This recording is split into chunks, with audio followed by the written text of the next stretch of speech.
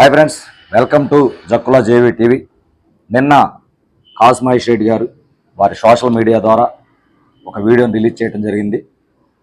జోలకల్లు గ్రామానికి చెందినటువంటి ఒక మహిళ రేషన్ కోటా తీసేయడం జరిగింది. దళిత మహిళ.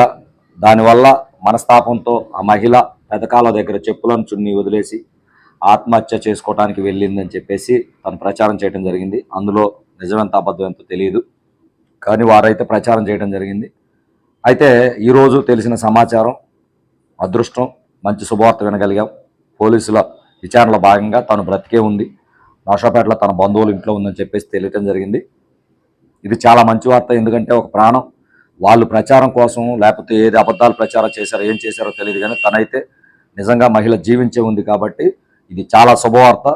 ఆ మహిళకు కూడా మేము మనోధైర్యంతో ఉండాలని చెప్తున్నాం. ఎందుకంటే రాజకీయ పార్టీలు వేరు, రాజకీయ పార్టీల పరంపరలో కొనసాగుతున్నప్పుడు ఇలాంటివి సహజంగా జరుగుతూనే ఉంటాయి. కాబట్టి లేనిపోంది మీరు అబాస్పాలు అవ్వకుండా, ఇలాంటి సంఘటనలు పునరావృతం చేసుకోకుండా మీ కుటుంబానికి మీ అండ అవసరం. కాబట్టి పార్టీలను నమ్ముకొని మీరు ఎటువంటి అఘాయిత్యాలు కానీ ఎటువంటి విష ప్రచారాలకు కానీ బలవ్వకుండా మీ కుటుంబానికి మీ తోడవసరం, మీ పిల్లలకు మీ తోడవసరం. కాబట్టి ఖచ్చితంగా ఇలాంటి సంఘటనలు రాజకీయ పార్టీలు ప్రభుత్వాలు మారినప్పుడు సహజంగా సర్వసాధారణంగా జరుగుతూనే ఉంటాయి. కాబట్టి మీరు ఎటువంటి అభద్రభావానికి లోనవ్వాల్సిన అవసరం లేదు. వారు రేషన్ కోటా తీసుకున్నప్పుడు వాళ్ళకి ఇచ్చేసేయండి. నిజంగా మీరు కనుక డబ్బు చెల్లించాలి ప్రభుత్వానికి అనుకుంటే చెల్లించండి, లేకపోతే అవసరం లేదు. కాబట్టి మీరు గుండె నిపుణంతో జీవించాల్సిన అవసరం ఉందని ఆ మహిళకు మేము చెప్పడం జరుగుతుంది. కాసు మహేష్ రెడ్డి గారికి ఈ వీడియో ముఖంగా కొన్ని ప్రశ్నలు నేను అడగదలుచుకున్నాను. వారు మాట్లాడుతూ ఈ 3 నెలల కాలంలో తెలుగుదేశం పార్టీ సాధించింది ఏముంది, గొడవలు, హత్యలు, అరాచకాలు అని చెప్పేసి మాట్లాడుతున్నారు.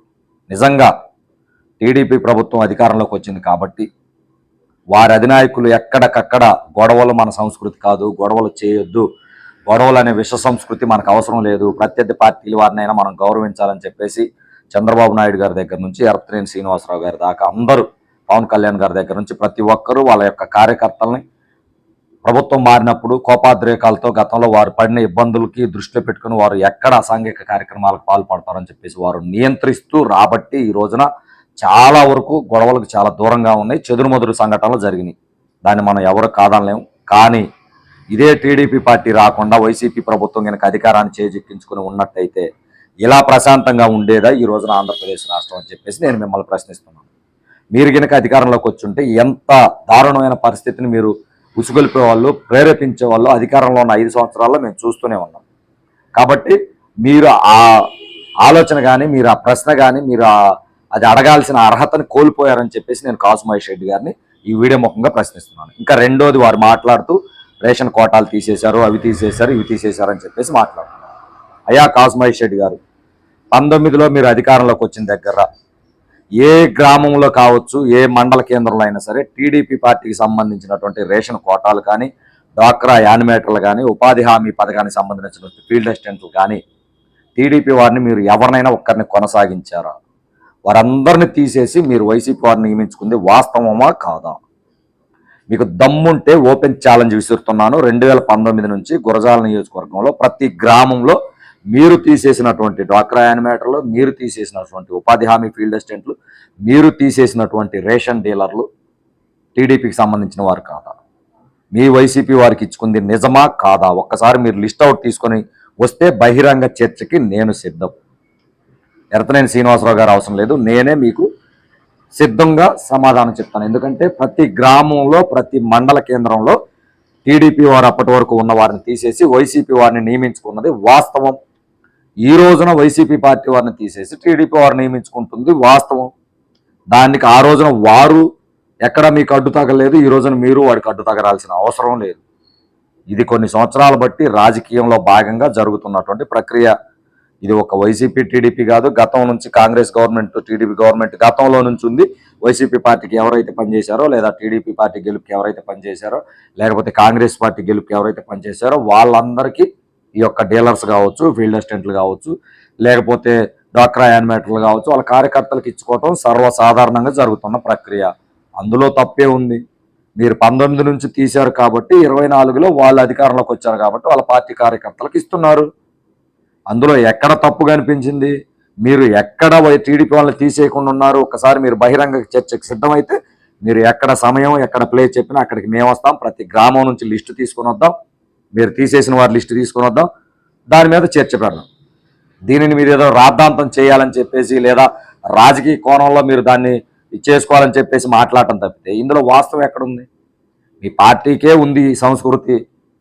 ఎక్కడికక్కడ జరగని సంఘటనలు మీరు బయటికి తీసుకొని వచ్చేసి ఆ రాజకీయ కోణంలో ప్రచారం చేయటం.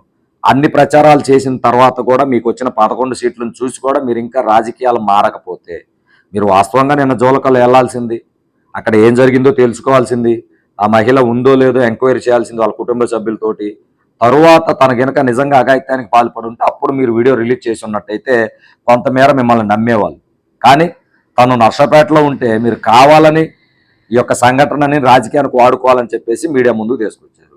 ఇప్పుడు ఎవరు అబాస్ పాలయ్యారు? మీరే కదా. మీరు ఎలా ఉన్నారో మీ కార్యకర్తలు కూడా అలానే ఉంటున్నారు. వాస్తవంలోకి రండి మహేష్ రెడ్డి గారు. వాస్తవంగా రాజకీయాలు చేయండి. ప్రజా సమస్యల మీద రాజకీయాలు చేయండి. పార్టీ రాజకీయాలు, కార్యకర్తలను అడ్డం పెట్టుకున్న రాజకీయాలు దయచేసి ఇప్పటికైనా మానుకోండి. ప్రజలు మీకు బుద్ధి చెప్పారు 11 సీట్లు ఇచ్చి. దానిలోంచి మరలా ఏ విధంగా అధికారంలోకి రావాలంటే ప్రజా సమస్యలు బొచ్చడున్న ఈ రోజున సమస్యలు, వాటి మీద మీరు పోరాటాలు చేయండి. ప్రజలకి మేలు జరుగుద్ది. అంతేగాని ఇలా పనికి మాలినటువంటి జరగని సంఘటనలు అడ్డం పెట్టుకొని రాజకీయాలు చేస్తే అబాస్ పాలవుతుంది మీరే మహేష్ రెడ్డి గారు. మరొకసారి గుర్తుపెట్టుకోవాలి.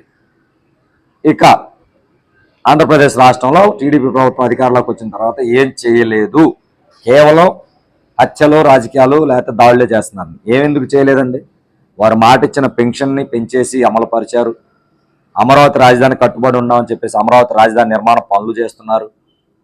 పోలవరం ప్రాజెక్టుకు సంబంధించినటువంటి ఆ యొక్క డబ్బులు ఏ విధంగా సేకరించాలని చెప్పేసి పోలవరంకి సంబంధించినటువంటి పనులు స్టార్ట్ చేశారు.